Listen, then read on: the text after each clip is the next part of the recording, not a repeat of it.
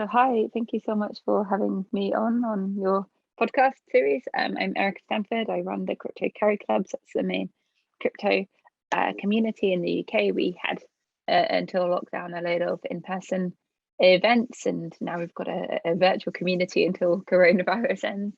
I've also written a book called Crypto Wars: Fake Deaths, Missing Billions and Industry Disruption, all about all of the biggest hacks and scams and Ponzi schemes and sort of disastrous bad stories of the early years of crypto. And you're listening to GGUTT Talks, GGUTT.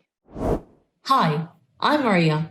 Thank you for listening, and make sure you subscribe, like, and leave a comment. And don't forget to watch the full episode. Thanks again for listening to GGUTT Talks. So let's talk a little bit about the scams. I love the title of this podcast, and thank you for coming up with the name Crypto Scams. I think it's brilliant. So let's start, with scams for dummies in that sense, just to set the scene again about crypto scams. Because is it similar to other scams? Other scams you can get with fiat currency when you get a phone call. You have to, especially things that happen to elderly, but also SMS messages or emails you receive where you have to click on a link or whatever it may be.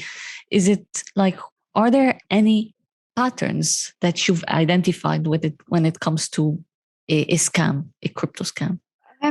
Yeah, I mean, yes and no. I mean, like you say, there's all sorts of scams, and I think it's important to add that scams in general, especially since lockdown, have gone up massively. You've got cybercrime has gone up, you've got hacks have gone up, you've got all sorts of crimes against, aiming for companies or for individuals. Everything has gone up.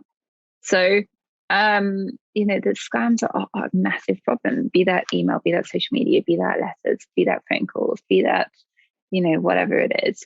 So I think, are there patterns in crypto crimes?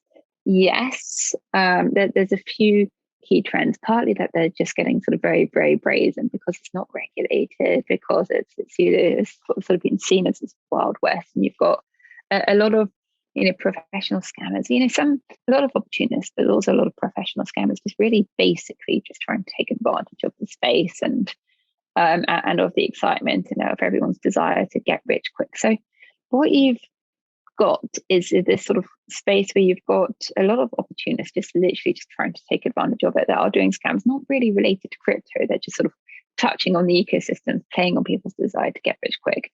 Another sort of trend is you've got it was a scam called OneCoin, which is now thought to be the biggest crypto scam, and the BBC did this incredible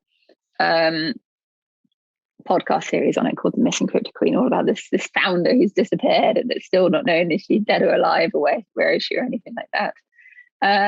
So there was this whole sort of crazy ecosystem around that. But what this OneCoin scam did was bring in multi-level marketing to crypto. So you've got multi-level marketing, which is this sort of slightly morally dubious marketing structure whereby you pay high commissions for every person you bring on. So if you sell a product, fine, and then if you bring in somebody else to be part of it, you get big commissions, and then if they bring somebody else, you get big commissions. And you've got these multi-level marketing structure, which can be very, very lucrative for the first few people who get involved, because they build these downlines and there's whole big communities to sell to, and then they get commissions from everyone who buys, and that's all great. But with traditional multi-level marketing structures, yes, you've got people who do well, and yes, you've got some of them when it's multi-level marketing that's selling a product, a real life tangible thing.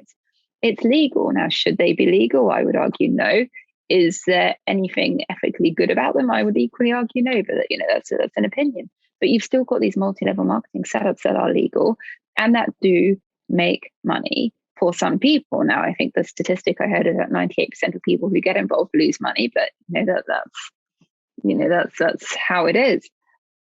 But it's a very, very lucrative commission scheme. So what OneCoin did, and what a number of these scams have now copied, is bringing in multi-level marketing to crypto scams, because you've got the whole desire to get into crypto and to get rich quick and to own cryptocurrencies. You've got all of these scams promoting to people how they can get rich quick. If they buy this cryptocurrency, it will double in value. If you send us your Bitcoin, it will we'll send you back double, or we've got this amazing trading algorithm. So if you send us your Bitcoin, we'll trade it for you and we'll send you this guaranteed return. Or, we've got Bitcoin mining equipment. So if you send us your Bitcoin, we'll mine it for you, and then we'll make you more, and you don't have to deal with any of this. So you've got all of these scams playing on people's desire to get into crypto. So there's now two main trends. A, bringing a multi-level marketing to that. They're playing on people's desire to get into crypto, but then they're also paying really high commissions to anybody who brings in anybody else. So where this gets really bad and how they've grown so big is that it's not just the scammers promoting the scam, but you've got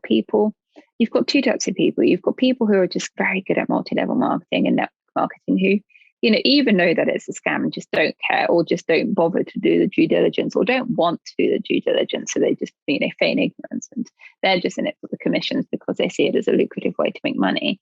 But then you've also got, on the other side of that, because with Ponzi schemes, which they, pretty much all are, they pay out early on. So if you're one of the first investors into these scams, you don't think it's a scam at the time because they look good. They're very sophisticated. They look good and they make all these big claims. So say, for example, you've fallen for one and you think it looks good and you invest.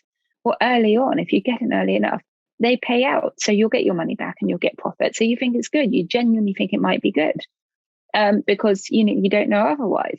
So what you've also got with these big new multi-level marketing scams in crypto is that you've got innocent people sort of falling for them and getting involved, and they think they've got their money back. So then they tell their friends and they tell their families about them, and then their friends and families who maybe don't really know but they trust this person, they get involved and they put their money. And there's two elements to that. A, of course, you get commissions for every time you bring somebody in, so you're incentivized to bring people in.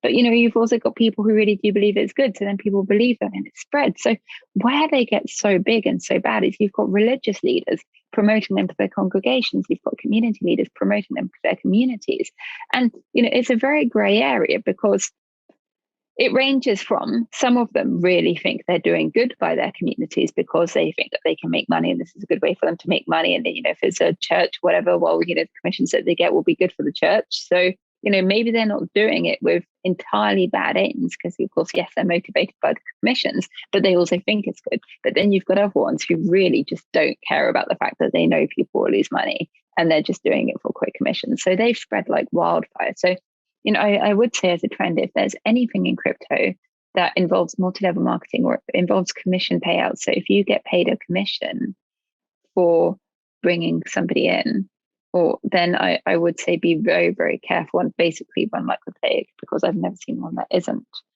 a scam for sort of on the investment side.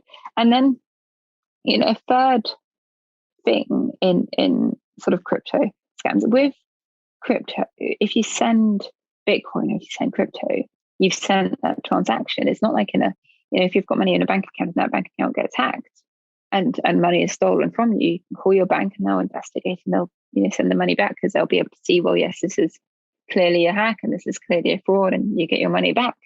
But you can't do that with crypto. So if you fall for a scam and you send your Bitcoin, that's it. You sent your money and they won't do anything and they can't do anything. So that's what scammers play on. They'll do anything to get people to send them their crypto or to send them their Bitcoin. Because then once they've got it, they're in control.